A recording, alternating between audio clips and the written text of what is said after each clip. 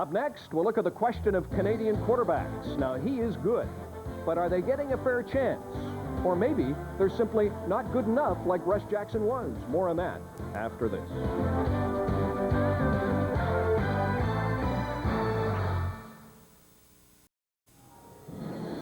The most outstanding player of 1969, Canadian Russ Jackson, out of McMaster University, Westdale High School in Hamilton, leading the Rough Riders to their third Grey Cup win of the 1960s. And as we come back into our booth, the Canadian Football League is very proud, and they should be proud of the fact that this was the league that gave the black quarterback his chance to play professional football. There are many that feel, while giving the black quarterback a chance, the Canadian Football League has not adequately supported the Canadian quarterback. We don't necessarily buy that. We'll discuss that in just a minute. But first, here is CBC's Brenda Irving. 1, 2, 3, strike! On top! There it is! He's not even old enough to drive, but on the field, Cyril Leggetti shows a maturity beyond his years. If you look at him, he's 6'2", 185 pounds. Has the 40 and about 5 flat, and he's only 15 years old. And this Ottawa quarterback has his sights set on a career in the CFL. I think I have a pretty good shot at it.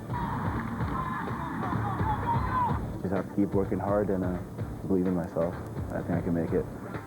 He's got the talent, but many wonder whether he'll be able to beat the odds. Jackson, getting good protection. Forward, Tucker, the arrow, complete. In the past half-century, just a handful of Canadians ever made it as an established CFL starting quarterback. Jerry DiTilio was the last to do it. He led Montreal's offense in the early 1980s. Frank Cosentino played with the Ticats in the 1960s, and then there was Canada's most successful quarterback, three-time league MVP Russ Jackson. He led Ottawa to 3 Grey Cups in the 1960s. Russ Jackson, the quarterback who ends it all in storybook style. But early in his career, even Jackson struggled. He was originally signed as a defensive back. Ottawa had 2 American quarterbacks. One sat on the bench, one played quarterback. And it wasn't until both of them got hurt, I was the only show in town and I got to play quarterback.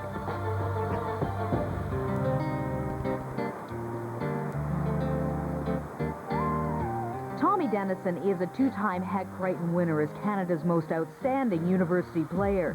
He's hoping to be the CFL's next great Canadian quarterback. I think the fans could really wrap themselves around the idea of the central player on the field, the quarterback, being a Canadian. But in Calgary this season, he spent most of his time on the practice roster. His competition, Americans, every one of whom played at a U.S. college, not at a Canadian university like him. You know, I've tried to erase that Canadian stigma as much as I can and just try and go out and improve every day and not worry about, you know, what people think of my citizenship and that type of thing. Their winter outerwear, winter wear.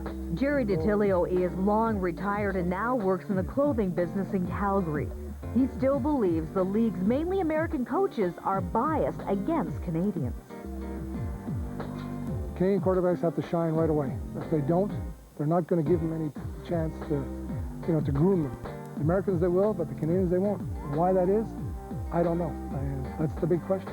Get it together right now! Greg Marshall coached Canadian university ball for nearly 20 years before taking over the head job with Hamilton this season. He admits there's some truth to what DiTilio says, but he defends his colleagues, saying the realities of the league work against Canadian quarterbacks. The ability to keep someone and develop them for 3 or 4 years, sometimes the budgets in the CFL wouldn't allow us to develop long-range quarterbacks. Today, Jamie Bones, a software executive. But 25 years ago, he was considered Canada's finest university quarterback. In the late 1970s, Bone felt the tables were so tilted against Canadian quarterbacks like himself that he went to the Human Rights Commission.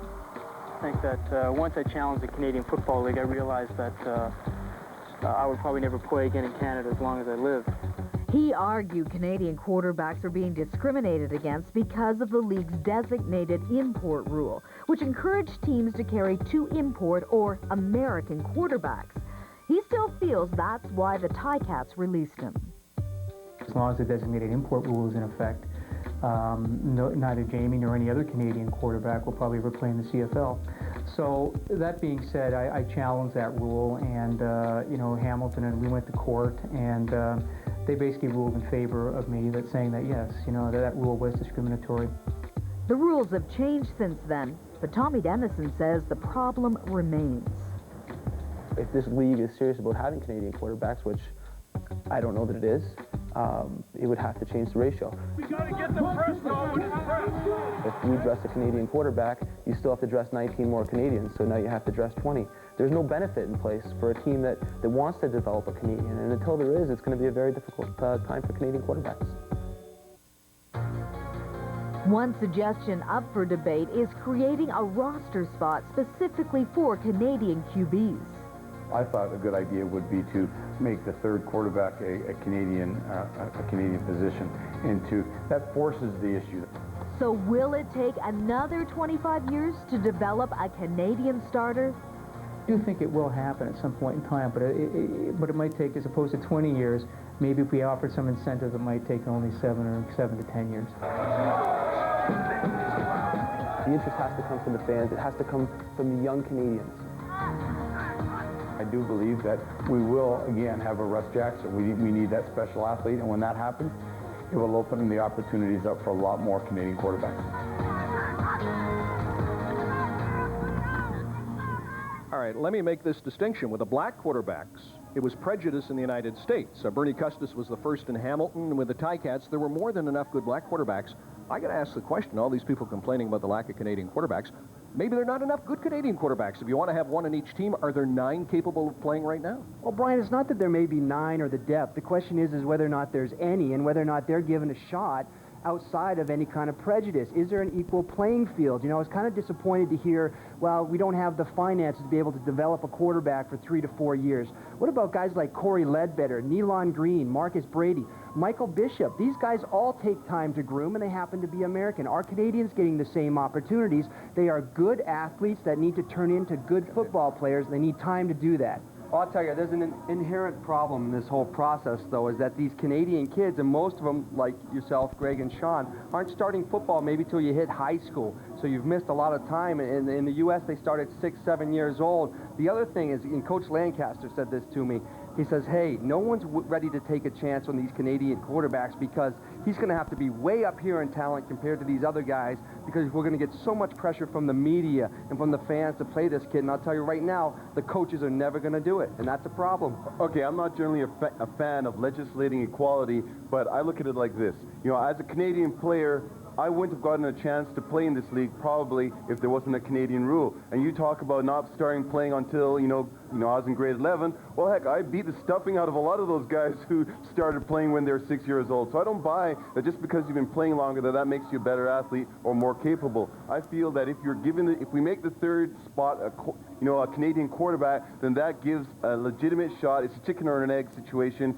If we say we're going to make a spot, then there's going to be guys who rise up to fill the spot. If we don't have the spot, then there's never ever going to be anybody there to fill it. I'm not even seeing the third spot. Why? I mean, the general managers across the league are continually saying, oh, we don't have enough depth in regards to our Canadians. Well, why don't you do something about it? Why don't you go to your practice roster and mandate, legislate, have to have 7 Canadians on the practice roster and develop these people? One should be a quarterback. One should be an offensive lineman. One should be a receiver. Allow these guys, groom them. Practice roster and paying $500 a week for these guys. I think save their legs. They let them be the scout team players. Give me a second, will you?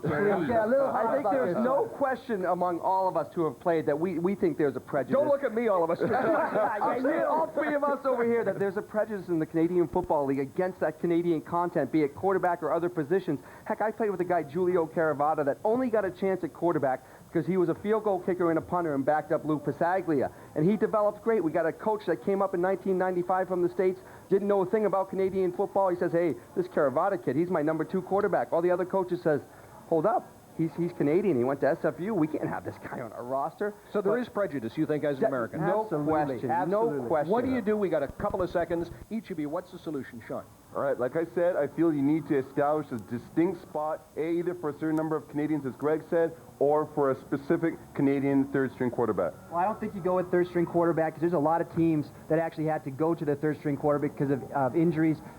Use them on practice roster. Develop them in your organization. You need a head coach, a general manager in this football league to step up and put Canadians at positions they usually haven't been, bottom line. Would you expect a Canadian coach like Greg Marshall to do that? I would expect Greg Marshall would be one of those guys that would give him a chance, no question.